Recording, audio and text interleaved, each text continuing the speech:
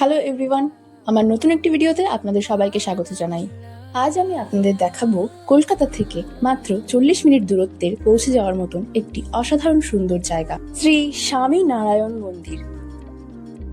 আপনাদের মধ্যে হয়তো অনেকেই এরই মধ্যে এই জায়গাটি ঘুরে দেখে এসেছেন, কিন্তু যারা যাননি তাদের জন্য এই ভিডিওটি হতে পারে একটি আদর্শ গাইড বুক। স্বামীনারায়ণ মন্দিরটি 2014 সালের 1 জুন জনসাধারণের জন্য উন্মুক্ত করা হয়। বিএপিএস এর তৎকালীন আধ্যাত্মিক গুরু প্রমুখ স্বামী মহারাজ এই মন্দিরের প্রাণ প্রতিষ্ঠা করেছিলেন। এটি তৈরিতে সময় লেগেছিল প্রায় 10 বছর। বিএপিএস এর উদ্দেশ্য ছিল পূর্ব ভারতের প্রবেশদ্বার কলকাতায় এমন একটি কেন্দ্র তৈরি করা যা আধ্যাত্মিকতার পাশাপাশি ভারতীয় শিল্প ও সংস্কৃতিকে তুলে ধরবে। পৈলান এলাকাটি তৎকালীন সময়ে শহরের কোলাহল থেকে কিছুটা দূরে ছিল, যা মন্দিরের পবিত্রতা ও প্রশান্তি বজায় রাখার জন্য উপযুক্ত মনে করা হয়েছিল, যার কারণে আজকে এই মন্দির পৈলানে প্রতিষ্ঠিত হয়েছে। চলুন তবে দেখে নেওয়া যাক মন্দিরটি।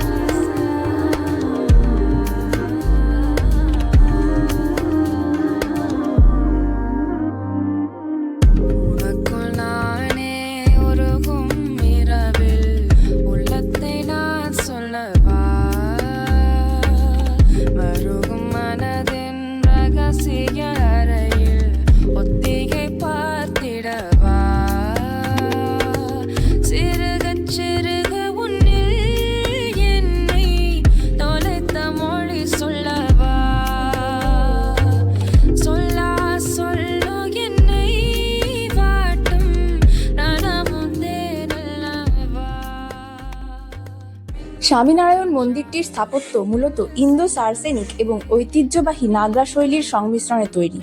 এই মন্দিরের সবচেয়ে বড় বৈশিষ্ট্য হলো এর নির্মাণ কৌশল। প্রাচীন শিল্পশাস্ত্র মেনে পুরো মন্দিরটি ইন্টারলকিং পদ্ধতিতে তৈরি করা হয়েছে, অর্থাৎ পাথরগুলোকে খাঁজে খাঁজে এমনভাবে বসানো হয়েছে যে এটি কোনো সিমেন্ট বা লোহার রড ছাড়াই শত শত বছর দাঁড়িয়ে থাকতে সক্ষম। মন্দিরের বাইরের অংশটি রাজস্থানের বংশী পাহাড়পুরের গোলাপি বেলে পাথর দিয়ে তৈরি। এই পাথর সময়ের সঙ্গে সঙ্গে আরো উজ্জ্বল হয়। মন্দিরের ভেতরের মেঝে এবং দেওয়ালের কিছু অংশ ইটালির বিখ্যাত কারারা মার্বেল দিয়ে তৈরি, যা ভেতরে এক স্বর্গীয় শুভ্রতা এনে দেয়। মন্দিরের গায়ে তাকালে চোখে পড়ে হাজার হাজার সূক্ষ্ম কারুকাজ। মন্দিরের বাইরের দেওয়ালে হিন্দু পুরাণের বিভিন্ন কাহিনী, দেবদেবী, নর্তকী এবং বাদ্যকারদের মূর্তি খোদাই করা আছে। মন্দিরের একদম নিচের অংশে সারিবদ্ধভাবে খোদাই করা হাতির মূর্তি বা গজেন্দ্র পীঠ রয়েছে, যা শক্তি ও শান্তির প্রতীক। মন্দিরটিতে 5টি প্রধান শিখর বা চূড়া রয়েছে। এই শিখরগুলি ওপরের দিকে ধাপে ধাপে সরু হয়ে উঠে গেছে, যার শীর্ষে রয়েছে সোনালী কলস। এছাড়াও মন্দিরের ভেতরের বড় গম্বুজটির কাজ দেখার মতন। এটি একটি বিশাল পাথরের ওপর খোদাই করা ঝাড়বাতির মতো মনে হয়। মন্দিরের প্রবেশপথে রয়েছে বিশাল অলংকৃত তোরণ বা দ্বার। মন্দিরের চারপাশের চওড়া বারান্দা এবং সারি সারি খোদাই করা থাম বা স্তম্ভগুলো রাজকীয় আবহ তৈরি করে। কলকাতায় স্বামীনারায়ণ সৎসঙ্গের একটি বিশাল অনুসারী গোষ্ঠী দীর্ঘকাল ধরেই সক্রিয় ছিল। তাদের দীর্ঘদিনের দাবির প্রেক্ষিতেই জোকাতে এই বিশাল মন্দির নির্মাণের পরিকল্পনা করা হয় এবং তা বাস্তবায়িত হয়েছে। এবারে বলি এই মন্দিরে আসবেন কিভাবে। যদি আপনি বাসে আসেন তাহলে ডায়মন্ড হারবারগামী যে কোনো বাসে উঠে পৈলান বাজার পেরোলেই দেখতে পাবেন এত সুন্দর একটি মন্দির। প্রাইভেট কারে ডিএইচ রোড ধরে সোজা এলে 40 মিনিটের মধ্যেই পৌঁছে যাবেন। মন্দির থেকে বেরিয়ে গেলেই চোখে পড়বে সাহিত্য ঔষধ ভাণ্ডার। সেখানে বিএপিএস গোষ্ঠীর নিজস্ব ঔষধ, সিংহাসন এবং জামাকাপড় কিনতে পাওয়া যায়। এই ঔষধ ভাণ্ডারের বিপরীতেই রয়েছে একটি ক্যান্টিন।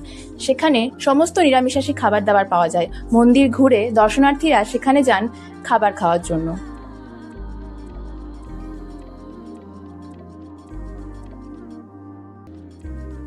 এই মন্দিরের নতুন সংস্করণ। এখানে যে কেউ চাইলে এসে বিয়ে করতে পারেন, তবে তার জন্য আপনাকে মন্দির কর্তৃপক্ষের সঙ্গে কথা বলে পুরোহিত মশাই এবং অন্যান্য দ্রব্যাদি ভাড়া নিতে হবে। মন্দিরের বাইরের অংশেই রয়েছে পাবলিক টয়লেট এবং আরও একটি ক্যান্টিন। এখানে আইসক্রিম, কফি, চা ইত্যাদি পাওয়া যায়। বাইরে রয়েছে সুবিশাল পার্কিং স্পট। এখানে এক এক রকম গাড়ির জন্য এক এক রকম ভাড়া। মন্দিরটি খোলার সময় সকাল 7:30 থেকে দুপুর 12টা পর্যন্ত এবং বিকাল 4টে থেকে রাত 8টা পর্যন্ত। আধ্যাত্মিকতা এবং স্থাপত্য শৈলী এই দুইয়ের মিশেল মন্দিরটিকে করে তুলেছে অনবদ্য। এখানে সব ধর্মের মানুষ আসেন, এসে তাদের সময় কাটান। এখানে এলে কিভাবে যে 2-3 ঘন্টা সময় কেটে যায় আপনি ধরতেও পারবেন না। ফ্যামিলি ফ্রেন্ডলি একটি পারফেক্ট ডেস্টিনেশন স্পট। তবে আর দেরি কিসের? অসাধারণ ভারতীয় স্থাপত্যশৈলী চাক্ষুষ করতে চাইলে চলে আসুন স্বামীনারায়ণ মন্দিরে। আজকের ভিডিওটি এ পর্যন্তই। ভালো থাকবেন, সুস্থ থাকবেন। Stay tuned.